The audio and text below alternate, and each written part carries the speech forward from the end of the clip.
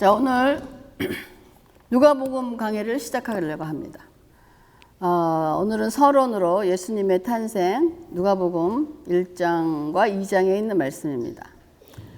누가복음은 4복음서 중에 하나입니다. 마태, 마가, 누가, 요한복음 중에 하나고 누가복음을 저자는 사도행전을 기록한 누가라고 알려져 있습니다.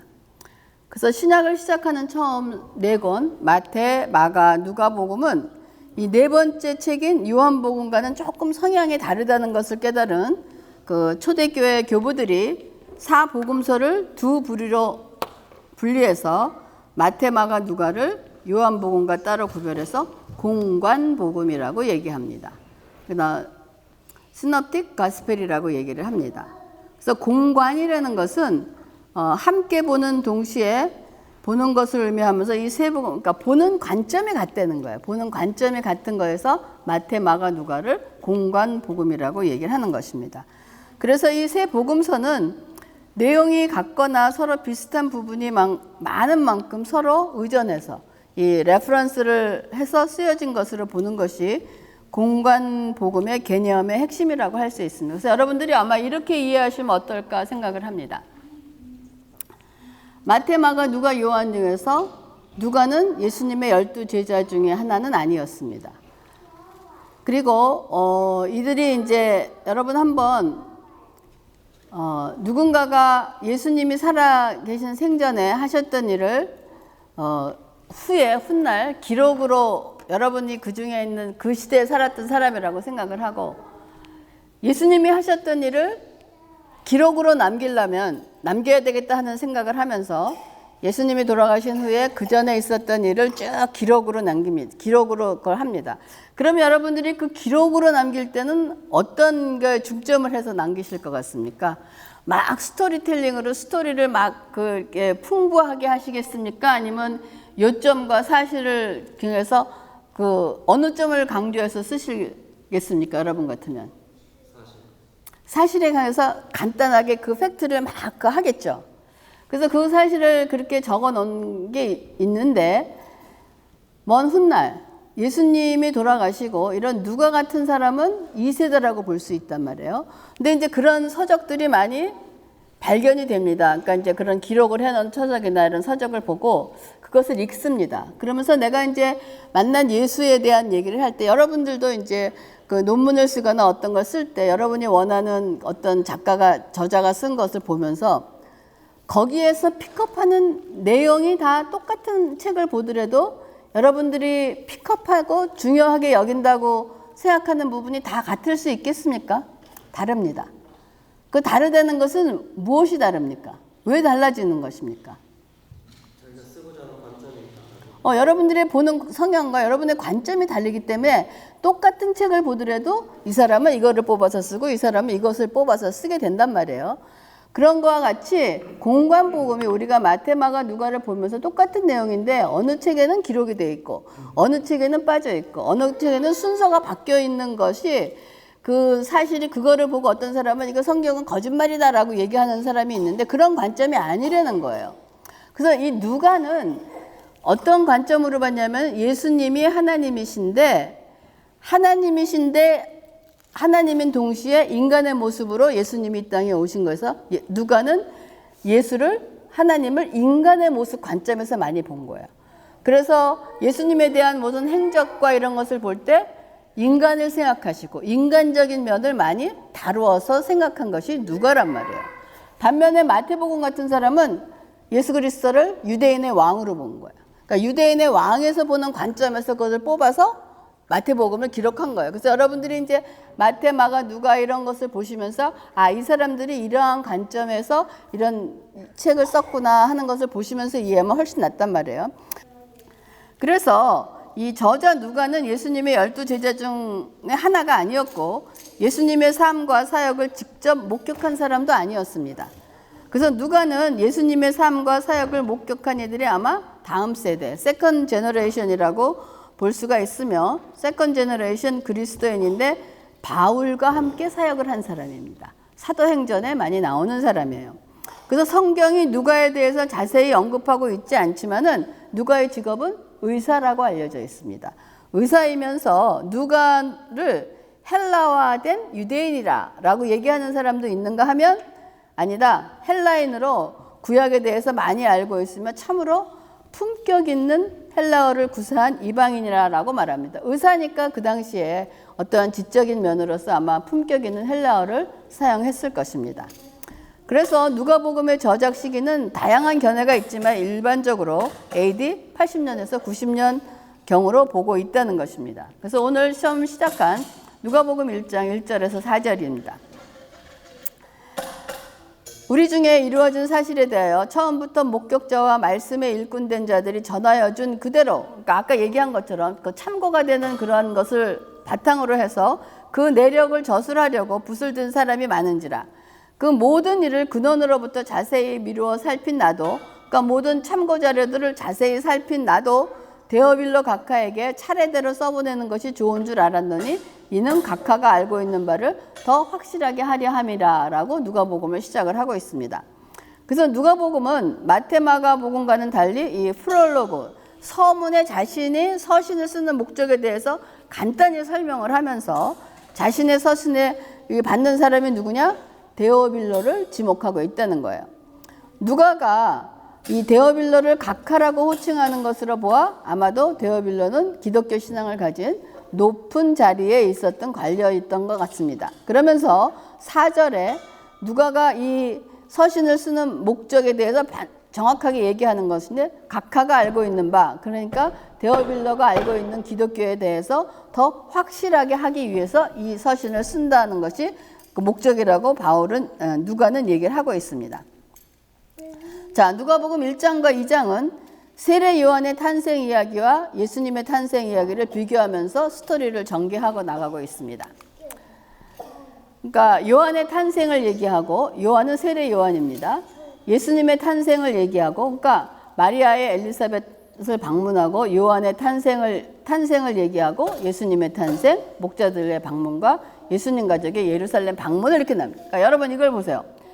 어떤 사실을 기록하는 첫 번째 수신자들은 예수님의 탄생과 이거를 하지만 나중에 이거를 보는 사람은 여러분의 머리에 들어오잖아요. 이것을 어떻게 더 조직적으로 어떤 사실을 비교해가면서 쓸 것인가라는 것을 만들 수가 있습니다. 그래서 누가는 요한의 탄생과 예수님의 탄생을 이렇게 비교해가면서 이걸 지금 써나가고 있다는 거예요. 그래서 세례 요한의 탄생 예고가 나오는데 세례 요한의 부모는 그 당시에 제사장인 사가랴와 아내 엘리사벳이었어요. 이 사람들은 경건하고 의로운 사람인데 이들이 아마 나이가 많은 노부부인데 자식이 없었어요. 그런 자식이 없었다 그러면 이제 갑자기 누가 가장 대표적으로 생각납니까? 아브라함이 생각나지 않습니까? 제가 오늘 아침에도 뉴스를 보다가 그런 얘기를 했어요. 이스라엘하고 지금 이란하고 전쟁하는 거 보고 아마 천국에서도 아브라함은 지금 이것 때문에 굉장히 마음이 불편할 것 같아요. 세상 끝날 때까지 마음이 불편할 것 같다는 생각을 하면서 얘기를 했는데 이 아브라함과 사라도 이런 세례 요한의 부모처럼 이제 나이가 많아서 애가 없었단 말이에요. 그랬더니 누가복음 1장 7절에 엘리사벳이 잉태를 못함으로 그들에게 자식이 없고 두 사람의 나이가 많더라라고 얘기를 하고 있습니다. 그랬더니 누가복음 1장 13절에 천사가 그에게 이르되 사가랴여 무서워하지 말라. 너희 간구함이 들린지라 내 아내 엘리사벳이 내게 아들을 낳아주리니 그 이름을 요한이라 하라 라고 얘기합니다. 그러니까 제사장이 하나님을 모시려고 성전 안에 들어갔는데 천사가 나타나서 이런 얘기를 하니까 너무 놀랍고 믿겨지지 않는 소식이라서 스가랴가 이것을 선뜻 받아들이지를 못한다는 거예요. 그랬더니 다시 누가복음 1장 18절과 19절에 사가랴가 천사에게 이르되 내가 이것을 어떻게 알리오? 내가 늙고 아내도 나이 많으니라 라고 이제 얘기를 합니다. 그랬더니 천사가 대답하여 이르되 나는 하나님 앞에 서 있는 가브리엘이라. 이 좋은 소식을 전하여 내게 말하라고 보내심을 받았다라고 얘기합니다. 그러니까 사가랴와 엘리사벳이 우리가 이렇게 내가 나이가 많아서 이렇게 너무 늙었는데 어떻게 애를 가질 수 있겠습니까? 라고 변명을 하는 거니까 안 된다는 얘기예요. 그랬더니 가브리엘 천사가 나는 하나님 앞에 서 있는 가브리엘이라 라는 말은 무슨 말입니까? 더 이상 얘기하지 말라는 거야. 하나님이 말씀하시는데 뭐 나이가 많고 그렇게 익스큐즈를 많이 다느냐라는 거예요. 그러니까 하나님께서 하시는 말씀이다라는 얘기를 하는 것처럼 엘리사벳과 사가랴에게 나이 많지만은 잉태하지 못하는 너희들에게 아기가 있을 거라는 그런 탄생의 예고를 받습니다. 그러고 난 다음에 누가는 예수님의 탄생 예고를 똑같이 얘기를 하고 있습니다. 누가복음 1장 26절, 30절에 31절에 보면 여섯째 달에 천사 가브리엘이, 그러니까 이제 사가랴와 엘리사벳이 임신하고 6개월이 된 거예요. 그러자 천사 가브리엘이 하나님의 보내심을 받아 갈릴리 나사렛이란 동네에 가서 천사가 이르되 마리아여 무서워하지 말라 내가 하나님께 은혜를 입었느니라. 보라 내가 잉태하여 아들을 낳으리니 그 이름을 예수라 하라 라는 소식을 전합니다. 그러면 세례 요한과 가브리엘의 나이 차이는 얼마 정도예요? 6개월 차이 나는 거예요. 6개월 간격으로 지금 임신을 했으니까. 그러니까 마리아는 요셉과 정혼은 했지만 아직 결혼하지 않은 마리아에게 가브리엘 천사가 와서 임신했다는 얘기를 마리아에게 얘기를 합니다. 그러니까 마리아는 얼마나 놀라겠어요. 나는 아직 남자를 알지 못하는데 어떻게, 그러니까 결혼도 하지 않았는데 어떻게 임신이라니요. 이거는 말이 안 된다고 반문을 하자 또 천사는 성령이 내게 임하시고 지극히 높으신 이의 능력이 너를 덮으시리라 라고, 즉 하나님께서 하는 말씀입니다 라고 대답을 하는 겁니다. 자, 지금 누가가 얘기하고 싶은 것은 세례 요한과 예수님의 탄생과 탄생 예교와 탄생에 대해서 비슷하게 얘기를 하고 있습니다. 비교가 되잖아요, 여러분 걸 보시면서. 그러면서 이 두 사람의 상황은 다르지만 둘 다 생각할 때 미션 임파서블입니다. 임신한다는 것은 임파서블한 일인다는 것은 같은 처지란 말이에요. 그래서 천사는 마리아에게 너의 친척 엘리사벳도 늙어서 임신이 불가능한데 이미 임신 6개월이 되었다고 알려주자 마리아는 곧 엘리사벳을 찾아갑니다. 엘리사벳의 임신 소식은 여러분 마리아에게 어떤 영향을 주었을까요? 내가 임신하는 건 불가능한 일이라고 생각하는데 임신이 불가능한 내 사촌 엘리사벳이 임신했다는 소식을 듣고 가깝고 가서 얘기를 듣고 싶었겠죠. 아니 이런 일이 어떻게 생길 수 있는가. 서로 얘기하면서 어떻겠어요? 믿음이 아마 강화됐을 것입니다. 강화돼서 이제 마리아가 엘리사벳을 방문하는 것이 누가복음 1장 39절에서 56절에 나오는데 41절에 엘리사벳이 마리아가 무난함을 들으매, 그러니까 이제 마리아가 온 것을 알았어요. 그러니까 아이가 복중에서 뛰노는지라. 이거는 엘리사벳 안에 있는 세례 요한이 복중에서 뛰논대는 거예요. 그러니까 뛰논대는 것은 태동을 느낀다는 거죠. 막 한다는 거죠. 그러자 엘리사벳이 성령의 충만함을 받아서 큰 소리로 불러 이르되 여자 중에 내가 복이 있으며 내 태중의 아이도 복이 있도다 하면서 마리아를 축복하면서 마리아의 태중에 있는 아이에게 복이 있다라고 얘기를 합니다. 그러니까 아마 엄마 태중에 있는 아기 둘은 세례 요한과 아기 예수는 아마 서로 뱃속에 있을 때부터 서로 알아본 것 같아요. 그렇죠? 알아본 것 같습니다. 그래서 그런 것을 알아본 거를 보면은 후에 세례 요한이 하는 임무는 뭐였습니까? 세례 요한의 역할은 누구를 증거하는 일을 합니까? 예수 그리스도를 증거하는 일을 한다는 거예요. 그러니까 세례 요한은 예수님을 보고서 뭐라고 얘기합니까? 보라, 세상 죄를 지고 가는 하나님의 어린 양이다라고 증거를 하는 거예요. 그러니까 엄마 뱃속에서부터 알아봤다는 것을 우리가 알 수가 있습니다. 그러고 난 다음에 마리아는 엘리사벳 집에서 석 달을 머무른 후에 집으로 돌아갑니다. 그다음에 마리아가 이제 돌아가고 난 다음에 세례 요한이 탄생합니다. 세례 요한이 탄생을 하고 엘리사벳 해산할 기간이 차서 아들을 낳으리니라고 하면서 엘리사벳은 아들을 낳고 천사로부터 부여받은 대로 그 이름을 요한이라고 얘기를 합니다. 그리고 이제 2장으로 넘어가서 예수님의 탄생을 기록을 하고 있습니다. 누가복음 2장 1절에 그때 가이사 아구스토가 영을 내려 천하로 다 호적하라 하였느니라 라고 얘기합니다. 이 말씀은 예수님의 탄생 시점을 로마 제국의 역사와 연결해서 짓는 아주 중요한 구절입니다.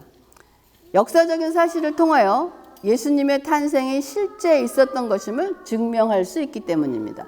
이것은 그때의 가이사 아구스토라는 것을 로마 역사에 들어가 보면 역사서가 증명을 해주고 있다는 거예요.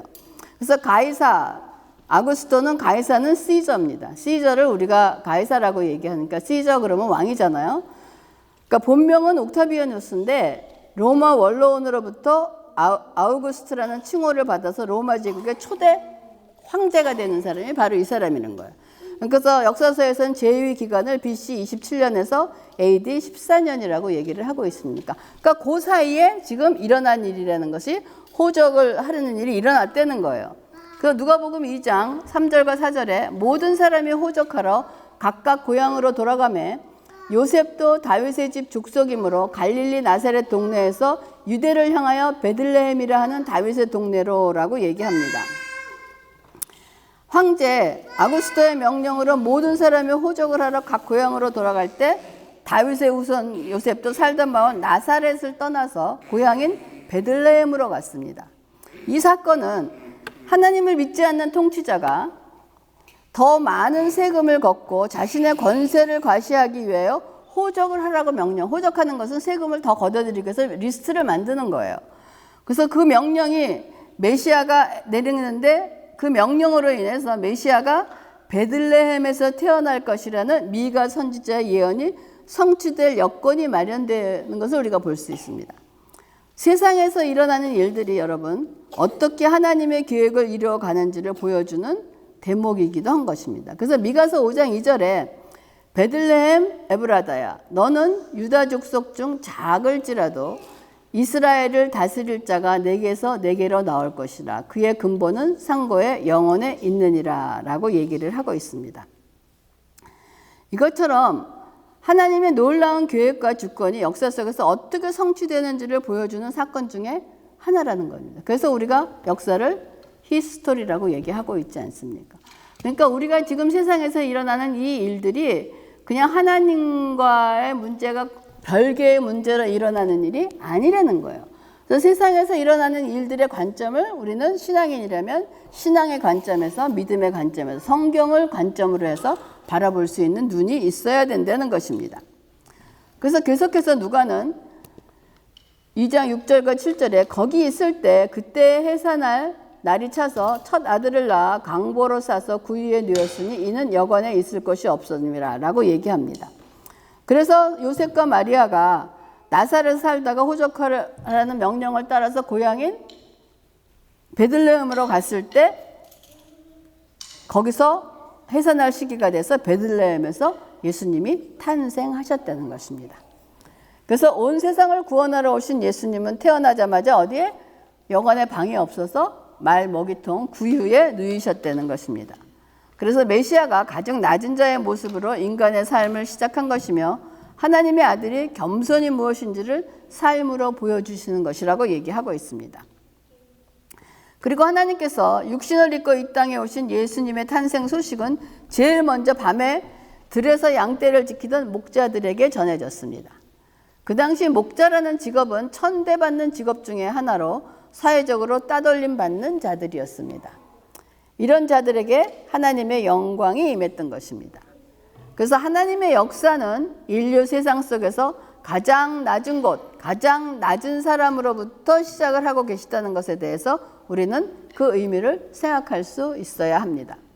그래서 누가복음 2장 8절에서 11절에 그 지역의 목자들이 밤에 밖에서 자기 양떼를 지키더니 주의 사자가 곁에 서고 주의 영광이 그들을 두루 비추매 크게 무서워하는지라 천사가 이르되 무서워하지 말라 보라 내가 온 백성에게 미칠 큰 기쁨의 좋은 소식을 너희에게 전하노라 오늘 다윗의 동네에 너희를 위하여 구주가 나셨으니 곧 그리스도 주시니라 라고 얘기합니다.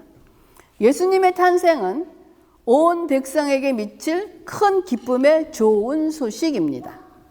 그 좋은 소식의 주인공은 구주 이퀄 그리스도 이퀄 주라는 것입니다.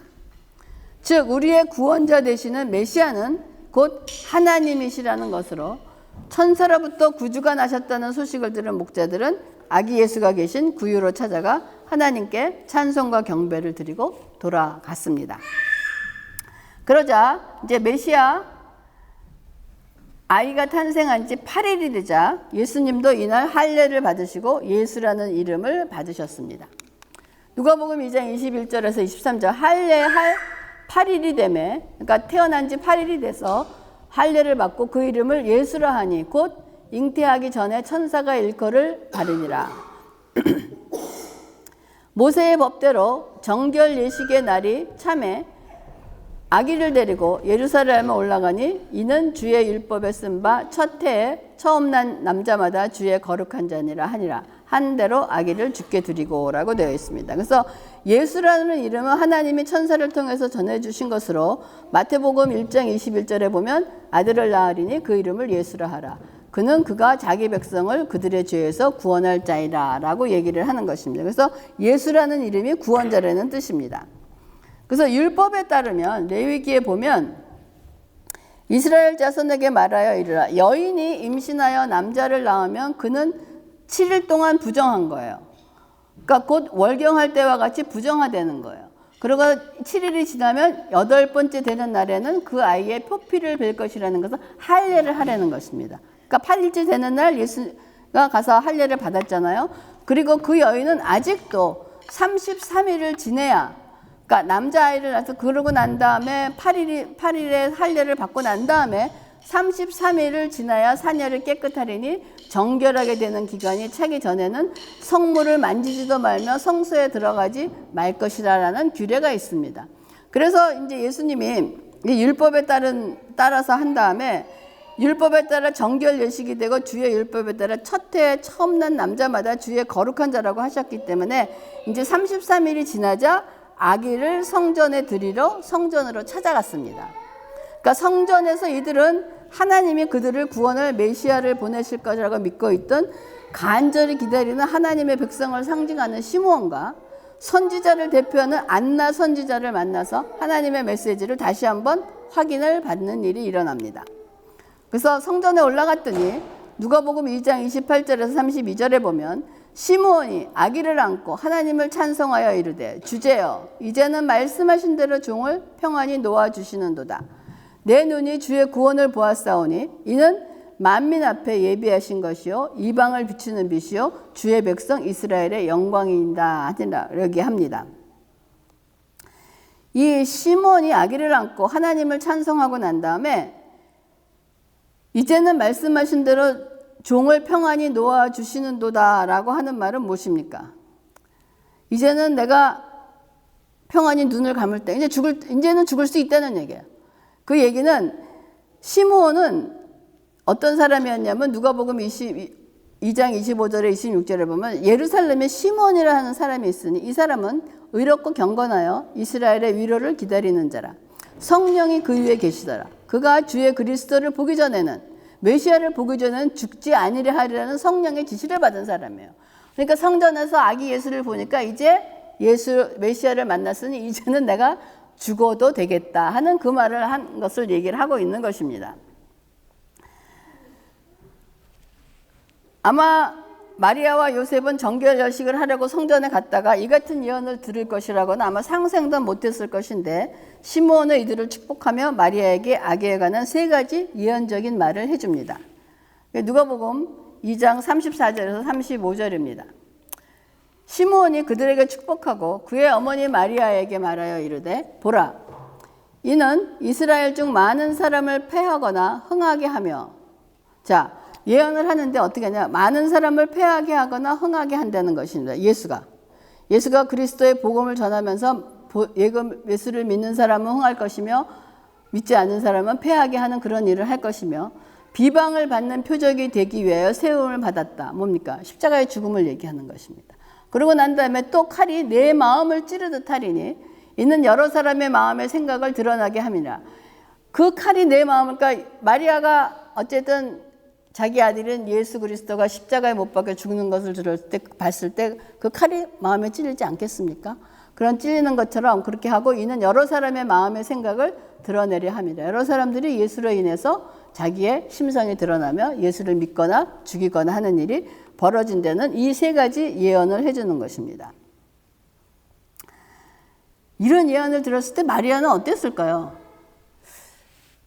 그거를 깊이 새겼을까요? 여러분 같았으면 어땠을 것 같아요? 이 예언이 그렇게 막 기쁜 소식은 않지 않습니까? 막 기쁘거나 뭐 그런 것보다는 어쨌든 마음에 두고 있었긴 했을 것입니다. 그러고 난 다음에 또 어떠한 게 있냐면은 36절과 38절에 또 아셀 지파 바누엘의 딸 안나라 하는 선지자가, 이 아셀 지파라는 게 우리 찬호가 앞집에 좋아하는 그 동생 이름이 이 아셀입니다. 이 아셀 지파 바누엘의 딸 안나라 하는 선지자가 있어. 나이가 매우 많더라. 그가 결혼한 후 7해 동안 남편과 함께 살다가 그가 결혼해서 7년을 사는 거예요. 근데 보통 이 당시에 유대인들의 결혼이 한 14살, 16살이면 결혼을 했다고 합니다. 그러니까 7해 사니까 아마 20 초반에 과부가 된 거죠. 그리고 과부가 되고 84세가 되었더라. 과부가 되고 84세가 되었으니까 얼마나 많은, 거의 한 60년 이상을 과부로 사는 거예요. 이 사람이 성전을 떠나지 아니하고 주야로 금식하며 기도함으로 섬기더니 마침 이때에 나와서 하나님께 감사하고 예루살렘의 속량을 바라는, 예루살렘의 속량이 뭐냐? 예루살렘의 구원을 얘기하는 것입니다. 속량, 리뎀션 하는, 바라는 모든 사람에게 그에 대하여 말하니라 라고 얘기하고 있습니다. 이 여선지자가 예언을 통해서 또 주의 길을 예비하시는 것을 또 예언을 합니다. 안나는 히브리어 이름 한나를 헬라어로 표현한 거. 안나, 한나 똑같은 거예요. 히브리어와 헬라어 얘기하는 것입니다. 그래서 그녀의 일생을 보면 아마 성전에서 살다시피 했을 것입니다. 그러니까 성전에서 살다시피 하면서 주야로 금식하고 기도하던 안나는 예수님을 보는 순간 메시아라는 것을 알아본 거예요. 그래서 예수님을 본 안나는 드디어 예루살렘의 구원을 이루기 위해서 메시아가 오셨기 때문에 하나님께 감사 기도를 드렸다는 것입니다. 안나는 하나님의 이 아기를 통해서 매우 특별한 일을 하고 계심을 주변 사람들에게 알렸고, 하나님의 구원이 주님의 백성에게 임하기를 기도하던 사람들에게 좋은 소식을 전해준 것입니다. 그리고 난 다음에 누가복음 2장 마무리 부분에 누가는 예수님의 어린 시절에 대해서 간단히 언급하고 있습니다. 우리가 아기가 태어나면 아기에게 많이 하는 기도의 그 구절이 이 구절입니다. 아기가 자라며 강하여지고 지혜가 충만하며 하나님의 은혜가 그 위에 있더라 라고 하는 말씀은 요셉과 마리아의 가정이 하나님의 말씀인 율법을 잘 준수하며 살았다는 사실을 강조하는 기도입니다. 누가가 강조하고 싶은 것은 예수님이 하나님의 말씀을 잘 따르는 부모 밑에서 하나님의 은총을 만끽하며 보통 아이처럼 자라나셨다는 사실을 말하는 것입니다. 그래서 여러분들의 자녀가 이런 가정과 부모 안에서 양육되어 아기가 자라면서 강해지고 지혜가 충만하며 하나님의 은혜가 늘 머물기를 바란다면 여러분이 그렇게 살면 되는 것입니다. 아이들을 데리고 그렇게 살 때 아이들이 강해지고 지혜가 충만하며 하나님의 은혜가 그 위에 더 있더라라고 얘기를 합니다. 그래서 앞으로 이 누가복음 강해를 통해서 복음의 소식, 예수 그리스도에 대해서 여러분이 더 많은 지식과 지혜와 은혜가 임하기를 기도하면서 오늘 누가복음의 서론을 이것으로 마치겠습니다. 기도하겠습니다. 하나님 감사를 드립니다. 4복음서 중에 누가복음으로 우리가 또 은혜를 나누려고 합니다. 그 은혜를 나누는 그 시간에 말씀을 통하여 우리에게 감동 있게 하시고 감동된 말씀이 우리로 인하여 더욱더 하나님을 알게 하시고 예수 그리스도를 더 아는 우리가 될 수 있도록 인도하시고 축복하여 주시옵소서. 아버지 감사를 드리면서 모든 말씀을 예수님의 이름으로 기도합니다. 아멘.